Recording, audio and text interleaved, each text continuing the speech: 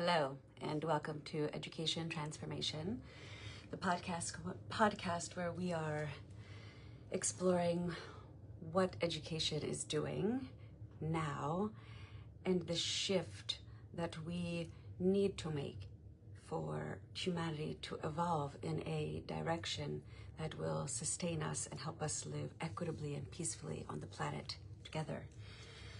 That is our hope, and education is certainly a place where we have the opportunity to develop young minds, hearts, and bodies in a way that shows them how they can be the best version of themselves, which includes their contribution to life. So yesterday we started a mini podcast episode about assessment, and it is a humongous piece of the puzzle, so we're going to continue talking about it today. Yesterday I touched on Ipsative assessments and didn't really get a chance to elaborate on it. I wanted to touch on it today because I also want to talk a bit about growth mindset, and I also want to talk about dopamine from effort versus reward, and those things are all linked together. So in an Ipsative assessment, it is basically a tool that we use to measure where we are in a process of learning something, and we then can use that tool to refine it, improve it. Think of writing a draft for an essay, and instead of just getting the paper back and saying these are all the things that are wrong and here's your score out of perfection, the essay would come back and there would be feedback on it for you to use. So imagine the difference of that kind of a mindset. Getting a test back saying here is your score, getting any kind of work sample saying here is your score, versus getting something back saying here's how you did in this spectrum of skills that we are currently trying to develop and master. It's like night and day. And Carol Dweck and colleagues discovered this through a lot of studies. One of my favorite references is the book called Mindset, which Carol Dweck and colleagues put together, talking about their research and the impact it has for businesses, schools, families, because it is a human mindset that we are talking about here. So to summarize some extremely valuable information, I will just highlight one of the results of a study was in Chicago high schools. They adjusted the grading system so that it included the word yet or not yet. So the students are being graded on mastery or not having mastery. And basically, instead of saying, here's your score, they were told where they were in relation to mastery, and it would be indicated whether they have or have not yet reached mastery. And that little change shifted the mindset of students and impacted their performance, their overall GPA, their attendance and participation in school. This shift from your effort being finite to effort being the thing that we are measuring and developing, from a fixed mindset to a growth mindset. So in a traditional model, when we used these criterion reference and norm referenced assessments, which are basically norm referenced, as I mentioned in the previous podcast, is when we're comparing kids to each other at a particular age and grade, and criteria referenced, which are we're measuring the retention of a particular set of criteria. So in traditional schools, that's predominantly how students are being assessed. Standardized assessments, norm referenced assessments, criterion reference tests. And all of those they well, with the exception of like the GRE, for example, which you can take it again and you can try for a higher score, but still at the end of the day, you have a definite score. So students and adults alike feel that when they have received their score, that is the end of that learning. This was that score represents how well they know something, and now it's time to move on.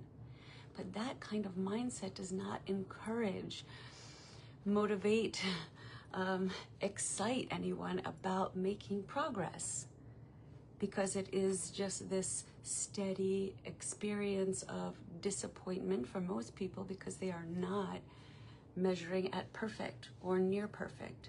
And then that becomes a whole internal dialogue people can acquire about not being good enough, and that can lead to other issues, but a topic for another podcast perhaps. So when we shift from this fixed mindset to a growth mindset, the assessment piece must shift with it. And as I have mentioned before in my podcasts, many of us educators, we get the PD on growth mindset, and it resonates with us and it lights us up, and we are excited because we know that the truth inside of us is saying, yes, we want to measure progress. We want to help humans develop themselves. But then we get in the classroom and we have the curriculum and the standardized assessments and criteria assessments, and the growth mindset goes in the drawer with all of the other wonderful things that align with human development. But that's what this podcast is about, and that is what myself and many other people are doing in the world right now, who are dedicated to transforming education into a system that actually supports human development and aligns with what neuroscience tells us about our brains and what biology tells us about our bodies. But I digress.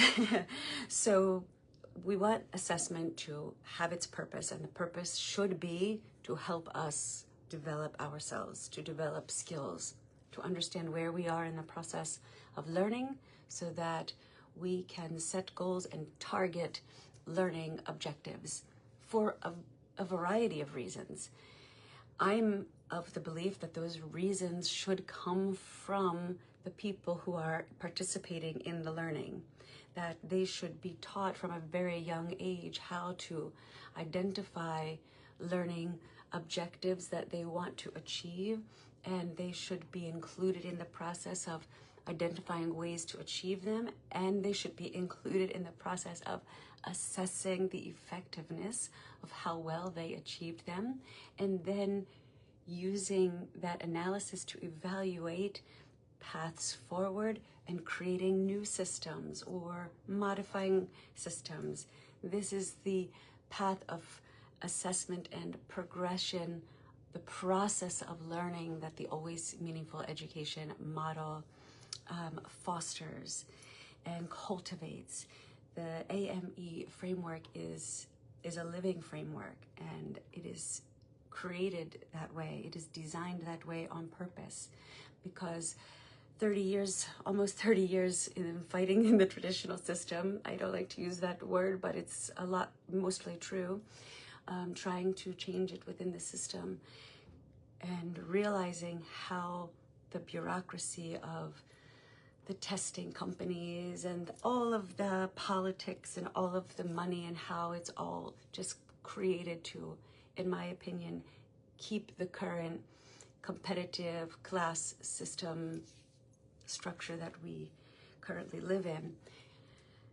Having said that, in the AME model, which I believe is where I was going with this, we have shifted assessment to be on the student and the learning facilitator together. It is a system that from a young age they start to develop, and as they get older they can develop it more and have more say. Their analysis and evaluations will become more developed as a result. So by the time that they are finished school, they will have spent their compulsory years really learning how to evaluate themselves, how to assess their effectiveness, how to assess strategies and methodologies, how to assess schedules that work for them, how to assess even food that works for them. School is a new, we've got to reimagine what school means, because passing information from a single adult to a large group of kids we are so past that. We are so beyond that. We have been past that for a long time, but now with AI, it's inconceivable to me that we are still plugging forward in this way when we know that kids are suffering. I know personally that students suffer in the traditional system. I know that as an educator, I suffered in the traditional system, and I literally mean suffered.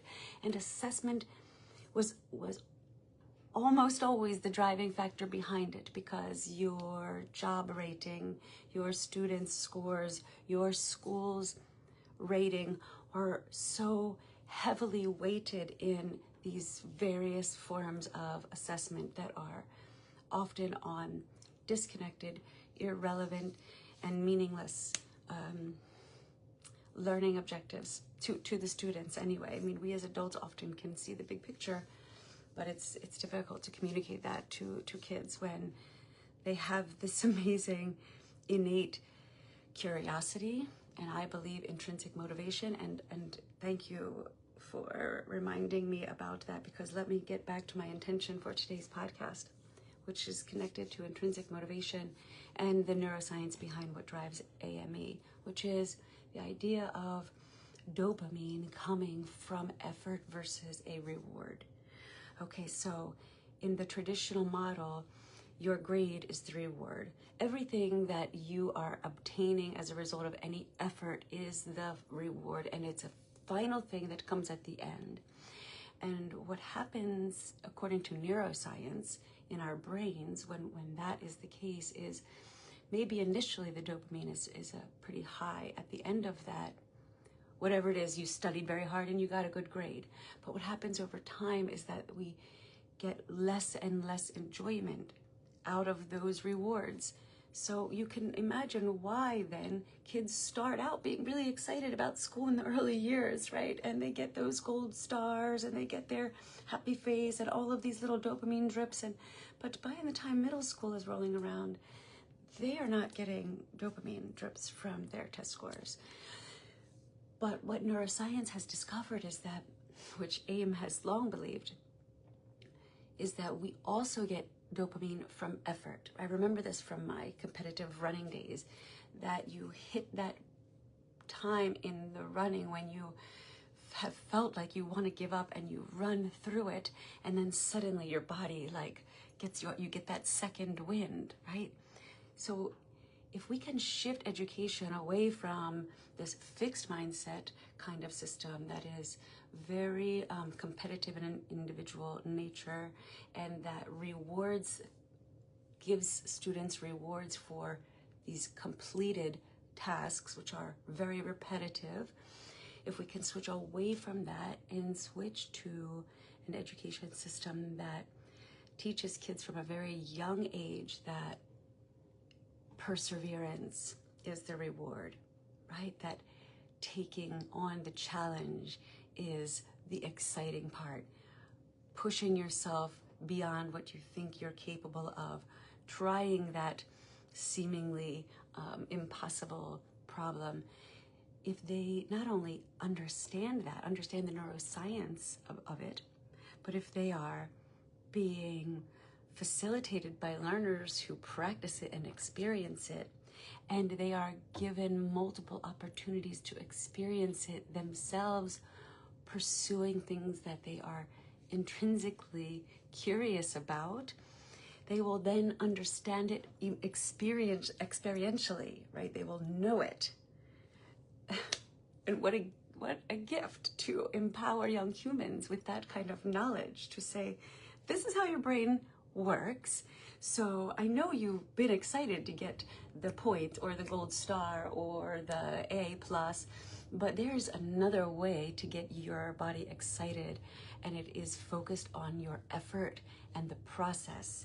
And we can help them build that, and so that their brains are operating on getting excited by challenges and effort and things that require them to persevere.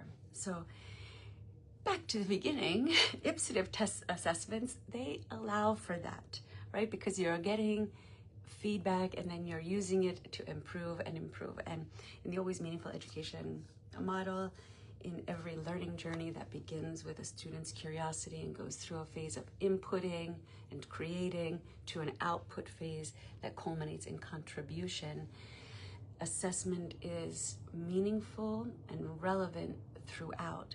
And what is undeniable,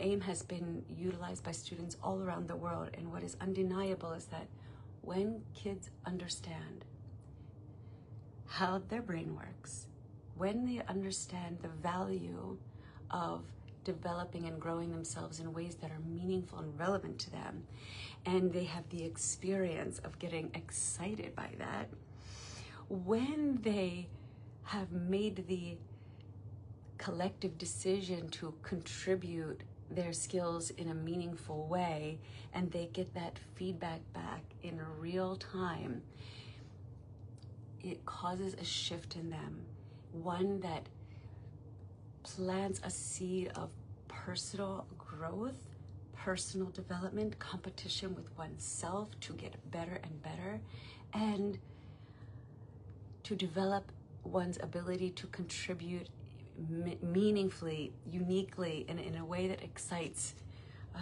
each student. This is what I'm hoping for all kids, and that is why this podcast exists.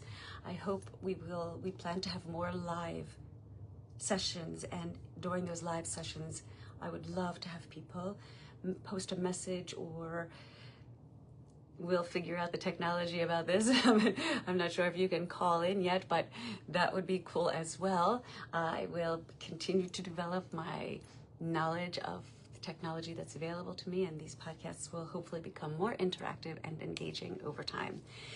Thank you so much again, as always, if you believe in a different future, if you want a different future than the one that seems imminent right now, then let's focus on the young humans. Let's put our energy into helping them. And in my opinion, the best way that we can do that globally is by shifting the values of education. And assessment is a wonderful place to start. Thank you so much for listening. Have a wonderful day.